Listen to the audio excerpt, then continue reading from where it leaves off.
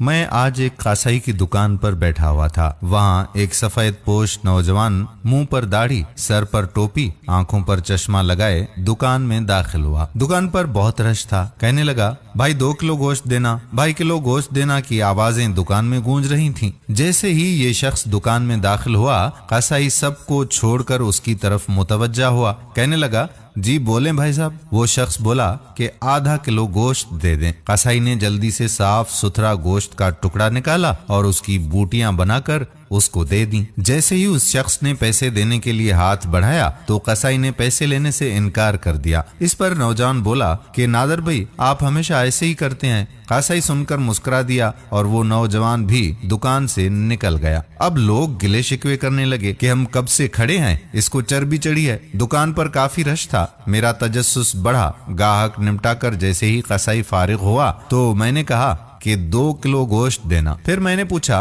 कि थोड़ी देर पहले आपके दुकान पर जो शख्स आया था, आपका कोई रिश्तेदार है क्या? सारे ग्राहकों को छोड़कर आपने सबसे पहले उसको गोश्त दे दिया। कसाई मुस्कुराया और बोला, जी नहीं। मैंने तजस्सुस में पूछा, तो फिर? कसाई बोला कि वो मेरी मस्जिद के इमाम साहब हैं। जो शख्स मेरी आखिरत की फिक्र में रहता है, मेरी नमाजों की जिम्मेदारी ले रखी है, मेरे बच्चों को नमाज और कुरान पाक सिखाता है, तो क्या मैं उसके साथ अच्छा सलूक ना करूं? मैं बोला, ओह अच्छा, मगर तुमने उससे पैसे भी नहीं लिए? तो कासाई बोला कि क्या तुम्हें नहीं पता कि मस्जिदों के इमामों को क्या दिया जाता है? इतने का तो आप महीने का सिर्फ सिगरेट ही पी जाते हो। मैं बोला, बात तो तुम्हारी सच है। कासाई कहने लगा कि भाई ये हमारी कौम का सरमाया है, इनको बचाना हमारा फर्ज बनता है। बाजार के सब दुकानदारों ने ये मुतफिका फैसला किया है कि मौलाना साहब से कोई पैसे नहीं लेंगे। सिर्फ मैं ही नहीं, ये जनरल स्टोर वाला, किराने वाला, दूध वाला,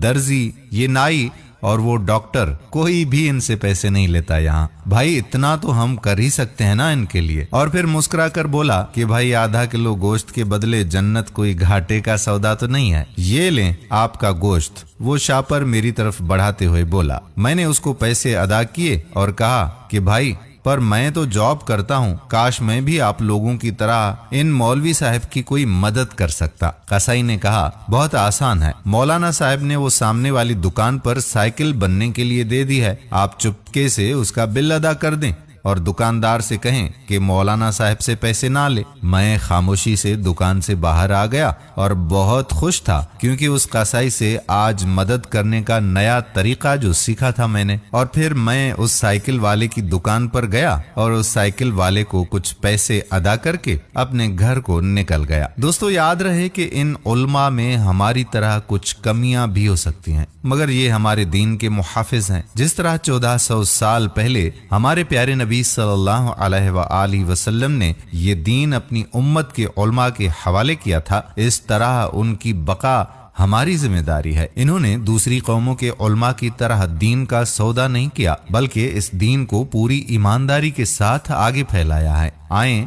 हम भी उनकी इस तरह से मदद करें जैसे उस कसाई ने हमें सिखाया। उम्मीद करते हैं कि ये प्यारा पैगाम आपको जरूर पसंद आया होगा और इस पैगाम को आम करने में हमारी मदद करेंगे। इस वीडियो को शेयर करेंगे। आने वाली वीडियो तक आपका अपना मेजबान कादिर बख्श कल्होड़ो आपसे इजाजत चाहता है। अपनी दुआओं में याद रखिएगा। अल्लाह हाफिज।